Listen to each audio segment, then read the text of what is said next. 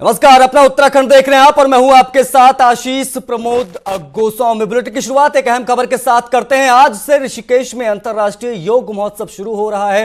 योग महोत्सव 7 मार्च तक चलेगा, जिसमें 50 से ज्यादा देशों के 500 से ज्यादा योग गुरु और साधक शामिल हो रहे हैं। योग महोत्सव का शुभारंभ उत्तर प्रदेश के मुख्यमंत्री योगी आदित्यनाथ करेंगे। उत्तराखंड के सीएम त्रिवेंद्र सिंह रावत भी योग महोत्सव में शामिल होंगे। तो 500 से ज्यादा योग गुरु इसमें भाग लेंगे। 50 से ज्यादा देशों के योग साधक इसमें पहुंच रहे हैं और एक बड़ा आयोजन सीएम त्रिवेंद्र सिंह रावत पहुंचेंगे और उत्तर प्रदेश के मुख्यमंत्री योगी आदित्यनाथ इसका उद्घाटन करेंगे। आज से अंतर्राष्ट्रीय योग महोत्सव शुरू होगा 7 मार्च तक, यानी अगले 1 हफ्तों तक ऋषिकेश में योग महोत्सव चलेगा और 50 से ज्यादा देश इसमें हिस्सा ले रहे हैं, जो कि अपने आप में काफी ज्यादा अहम हो जाता है। सीएम योगी आदित्यनाथ शुभारंभ करेंगे।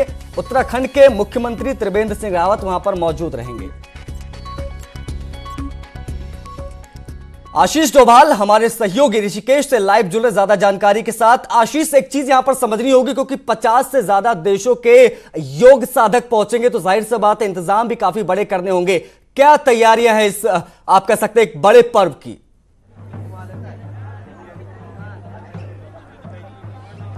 अंतर्राष्ट्रीय योग फेस्टिवल जो है वो उत्तराखंड सरकार के लिए हमेशा एक बड़ा फायदे का सौदा रहता है, क्योंकि पूरे उत्तराखंड की जो पहचान है पूरे देश विदेश में बनती है। अभी हम बात करें तो 50 से ज्यादा देशों से यहाँ पर योग साधक, योगा गुरु जो है वो आए हुए हैं और आप देख सकते हैं पीछे उत्तराखंड संस्कृति के साथ जो योगाचार्य आए हैं और योग साधक आए हैं अलग अलग देशों से, उनका स्वागत किया जा रहा है और जौनसारी संस्कृति के गाने यहाँ पे गाए जा रहे हैं। और जो योग साधक यहाँ पर आएंगे उनको उत्तराखंड क्या जो भोज पदार्थ है उसके साथ साथ उनका स्वागत किया जाएगा। बुरांस के जूस को पिलाकर उनका स्वागत किया जाएगा। बड़ी रौनक यहाँ पर देखने को मिल रही है और 11:30 बजे जो उत्तर प्रदेश के मुख्यमंत्री योगी आदित्यनाथ हैं वो भी पहुंचने वाले हैं। जी आशीष, लोगों से बात करिए, क्योंकि जो लोग वहां पे काफी कलरफुल सा माहौल दिख रहा है, लोगों से बात करिए वो कितने उत्साहित हैं इस चीज को लेकर, क्योंकि योगी आदित्यनाथ भी पहुंचेंगे, पूरा मजमा लगेगा, तमाम बड़े दिग्गज पहुंचेंगे। कितनी क्यूरियोसिटी है लोगों में, कितने उत्साहित हो लोग, जरा बात कीजिए, क्योंकि मामला काफी कलरफुल नजर आ रहा है। जी बिल्कुल हमारे साथ जौनसार संस्कृति से आए हुए लोग हैं, उनसे पूछते हैं आज आप क्या प्रस्तुत करने जा रहे हैं? सर, हम जौनसार का हारून नृत्य प्रस्तुत करेंगे। क्या रहेगा योगी आदित्यनाथ के? जी सर, हम लोग जो है यहाँ पे योग महोत्सव में आए, बड़ा अच्छा लगा है ऋषिकेश में। और जौनसारी जनजाति का जो हारून नृत्य है उसकी प्रस्तुति हम यहाँ पे देंगे आज। तो आशीष, आप देख सकते हैं कि जौनसार जो हमारा प्रदेश है, उत्तराखंड का एक बड़ा सांस्कृतिक कल्चर जगह है। यहाँ का जो कल्चर है वो योगी आदित्यनाथ के स्वागत के लिए पूरी तरह से तैयार है। और जो पूरी संस्कृति उत्तराखंड की है, क्योंकि योगी आदित्यनाथ की बात करें वो भी उत्तराखंड से ही आते हैं और ऋषिकेश से लगे हुए यमकेश्वर क्षेत्र से आते हैं, तो यहाँ से उनका एक आत्मीय संबंध भी है। और अंतर्राष्ट्रीय योग फेस्टिवल में जितने विदेशी साधक आए हैं वो भी अंतर्राष्ट्रीय योग भूमि जो है ऋषिकेश को अंतर्राष्ट्रीय योग नगरी कहा जाता है, वो उसमें आकर तस्वीरें भी अपने आप में काफी ज्यादा अद्भुत हो जाती हैं आशीष, क्योंकि तस्वीरें काफी ज्यादा दिलचस्प नजर आ रही हैं। 7 दिनों का ये कार्यक्रम होगा, यानी 7 मार्च तक चलेगा। अगर सिलसिलेवार ढंग से आपसे समझे तो डे बाय डे किस तरह के कार्यक्रम देखने को मिलेंगे यहाँ पर?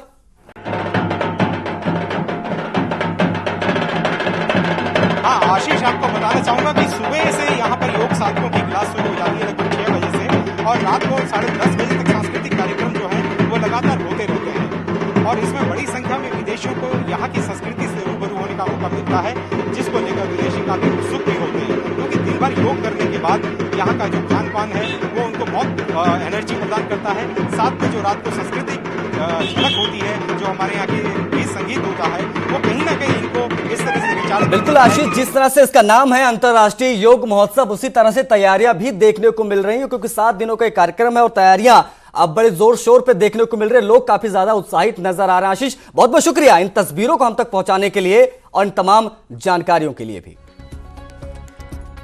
चलिए बढ़ते आगे। प्रमोशन में आरक्षण मामले में बीच का रास्ता निकाला जा सकता है। देर रात सीएम और कर्मचारियों के बीच बातचीत हुई।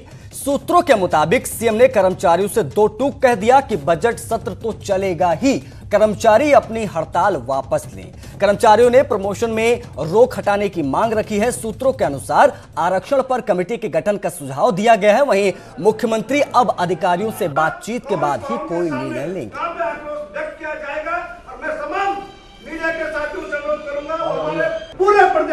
एक रिएक्शन खड़ा हो जाना चाहिए, एक आंदोलन। उत्तराखंड के पूर्व मुख्यमंत्री हरीश रावत ने विधानसभा चुनाव से कोई 24 महीने पहले ऐसे चुनावी वादे कर दिए हैं जिस पर सवार होकर अरविंद केजरीवाल दिल्ली का चुनाव जीत चुके हैं। रावत ने कहा है कि अगर कांग्रेस सत्ता में आती है तो वो बिजली और पानी की निश्चित मात्रा फ्री कर देंगे। किसी न किसी वजह से खबरों में बने रहने वाले उत्तराखंड के पूर्व सीएम हरीश रावत ने अचानक मुफ्त की गुगली फेंक दी है। उत्तराखंड में विधानसभा चुनाव 2022 की शुरुआत में होने हैं, लेकिन लगता है हरीश रावत पूरे फॉर्म में हैं। न्यूज 18 को भेजे एक वीडियो मैसेज में रावत ने वादा किया है कि कांग्रेस सत्ता में आई तो 25 लीटर पानी और 250 यूनिट बिजली हर किसी को फ्री मिलेगी।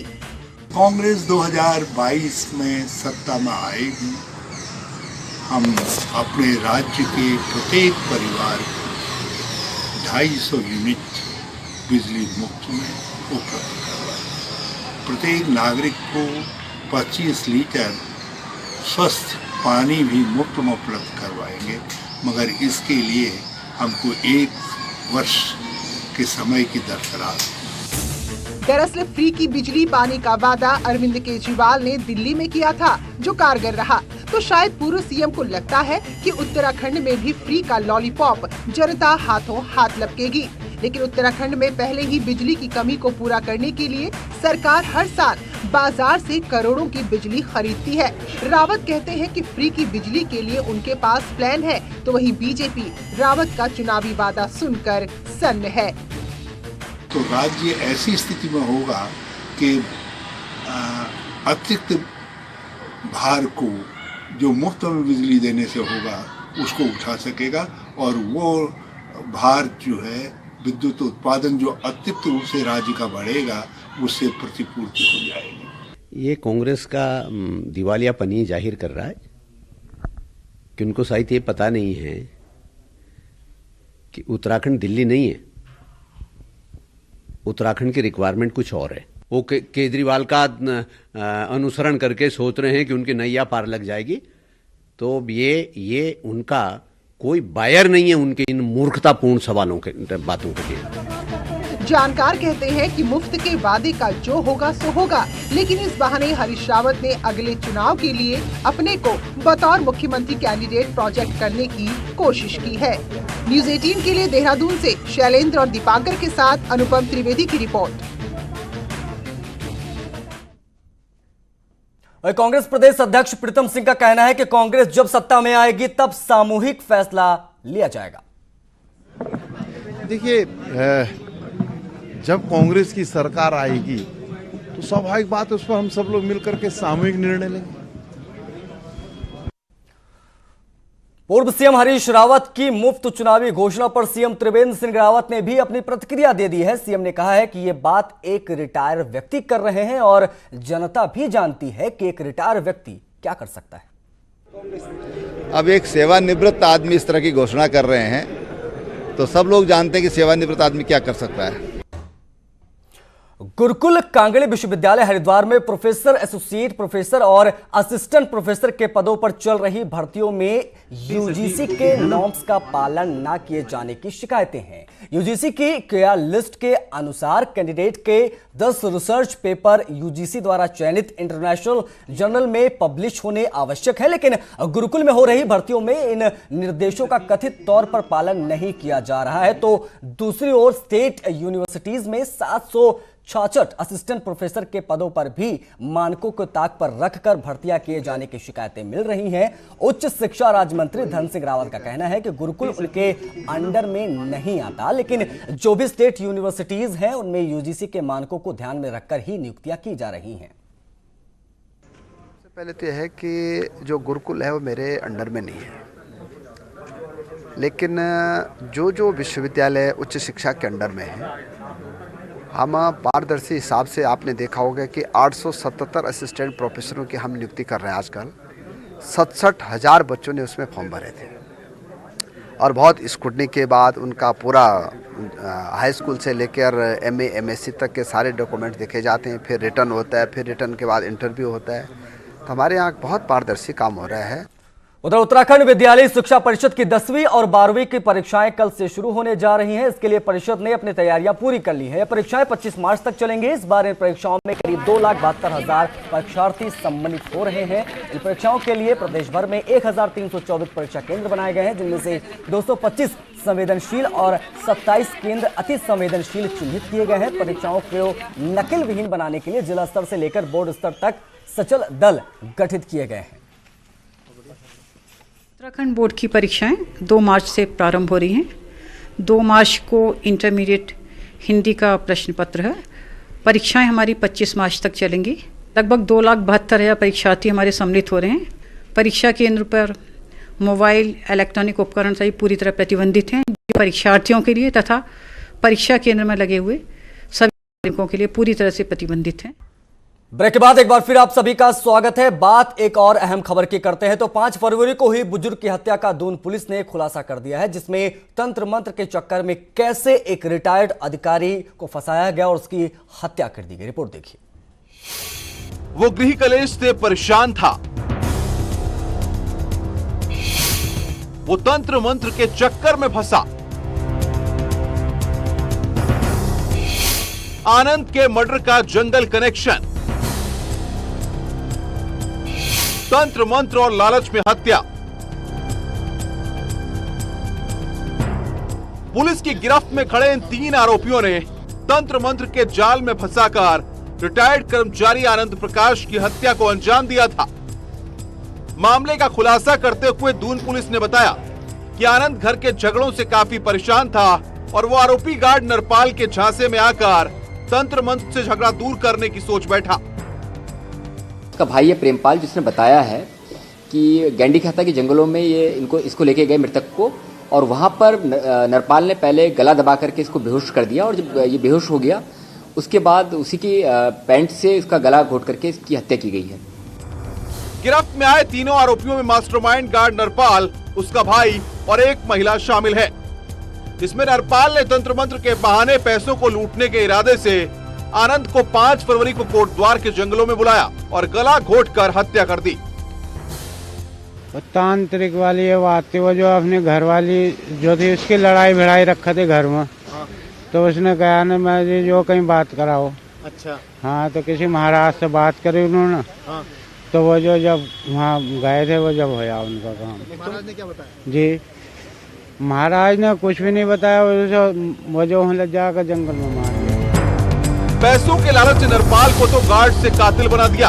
और ये घटना सबक सबके लिए है कि तंत्र मंत्र का ताना बुनने वाले और अंधविश्वास की दुकान चलाने वालों से दूर ही रहें तो बेहतर है। देहरादून से न्यूज़ 18 के लिए सत्येंद्र बरथवाल की रिपोर्ट। तो अगर सब कुछ ठीक रहा तो उत्तराखंड में जल्द ही 6 जल विद्युत परियोजनाओं पर काम शुरू हो जाएगा। इन परियोजनाओं से करीब 830 मेगावाट बिजली पैदा होगी, जिससे राज्य में चल रही बिजली किल्लत भी कुछ हद तक कम जरूर हो जाएगी।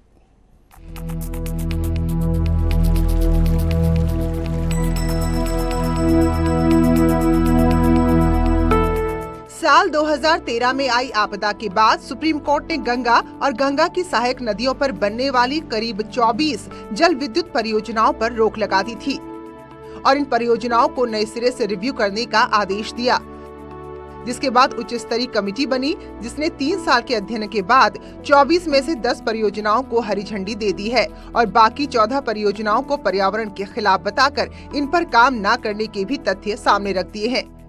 इस पर सुप्रीम कोर्ट ने 10 में से 6 परियोजनाओं को लेकर कमेटी से 4 हफ्तों में फाइनल रिपोर्ट जमा करने के लिए कहा है। जिन 6 जल विद्युत परियोजनाओं पर कोर्ट ने रिपोर्ट मांगी है, उनमें 128 मेगावाट की धौलीगंगा नदी पर बनने वाली झेलम तमक परियोजना, भ्युंडर गंगा नदी पर 24 मेगावाट की परियोजना, धौलीगंगा नदी पर बनने वाली 171 मेगावाट की लाता तपोवन परियोजना, 195 मेगावाट की भागीरथी नदी पर बनने वाली कोटली भेल परियोजना, 300 मेगावाट की अलकनंदा परियोजना और 4 मेगावाट की खिराऊ गंगा नदी पर बनने वाली परियोजना शामिल है।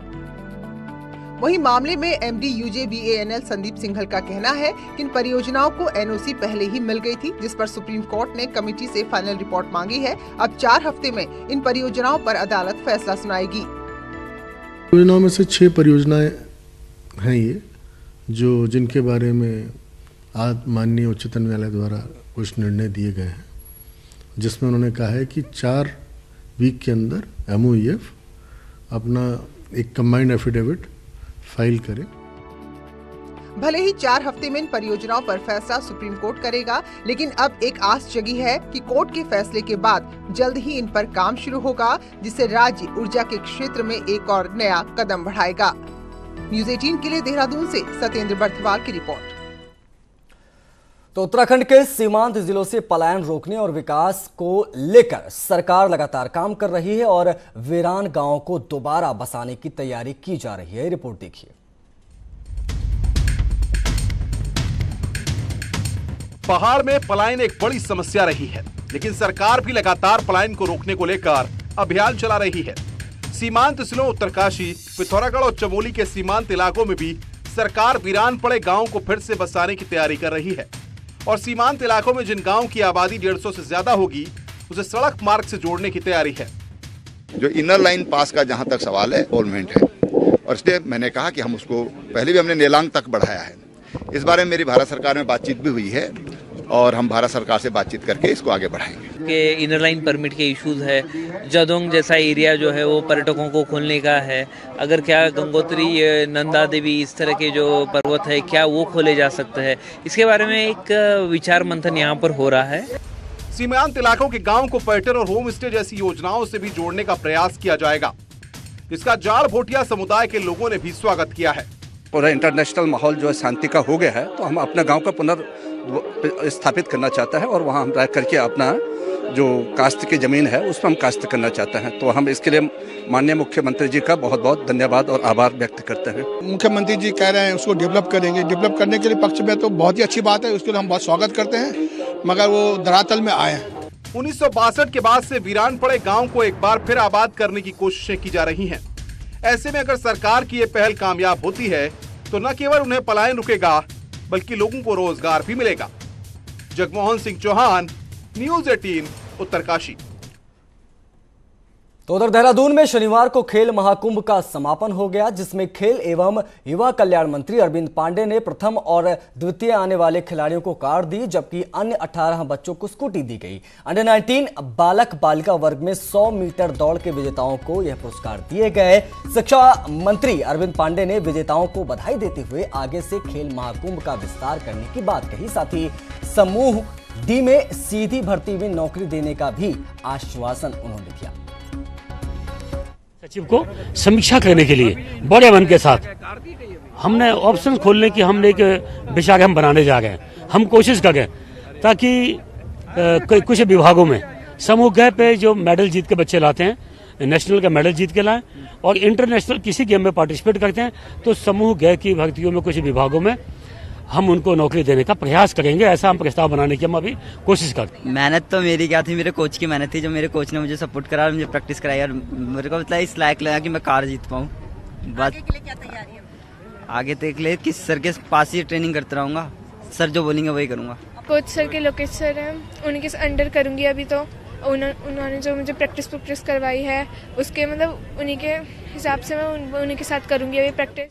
लैंसडाउन के जय हरिखाल इंटर कॉलेज को सरकार बोर्डिंग स्कूल में तब्दील करने जा रही है। सरकार ने इसके लिए एक निजी संस्था के साथ MOU साइन किया है, जिसके तहत नए सत्र में स्कूल का संचालन PPP मोड पर किया जाएगा। वहीं सरकार के इस फैसले का लोग विरोध करने लगे हैं। लोगों को कहना है कि सरकार स्कूल को दान में मिली भूमि को एक निजी संस्था को कैसे दे सकती है।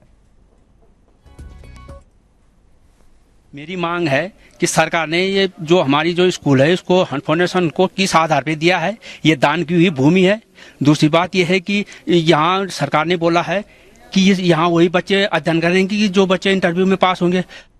चंपावत में रंगों के पर्व होली के ही खड़ी होली का आगाज भी हो चुका है। कुमाऊं की प्रसिद्ध खड़ी होली के साथ होलियारों की टोली रंग जमाने लगी है। चंपावत महोत्सव में आयोजित खड़ी होली में पुरुष होलियारों की महिला होलियारों के बीच मुकाबला हुआ।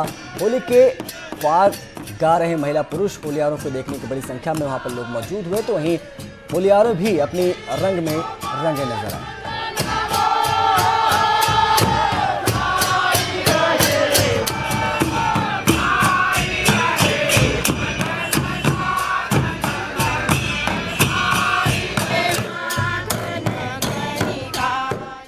कार्बेट में पारो और उसके बच्चों की मस्ती देखने दूर दूर से पर्यटक पहुंच रहे हैं और रोमांचित हो रहे हैं। ये रिपोर्ट देखिए।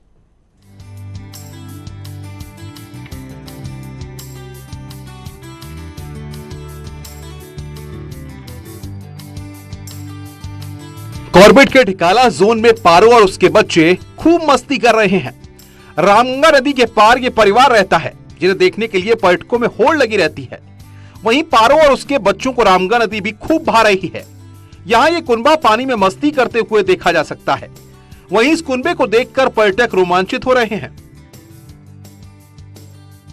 टाइगर देखा हमने, 4 टाइगर देखे एक ही झटके में, और बाकी इतनी सारी स्पीशीज, बाकी जो हमने अजगर और इतने सारे पक्षी और हिरन और काफ़ी रेयर तरह के पक्षी वक्षी, हमने काफ़ी चीज़ें देखी यहाँ पे। इतना तो कहीं देखने को नहीं मिला।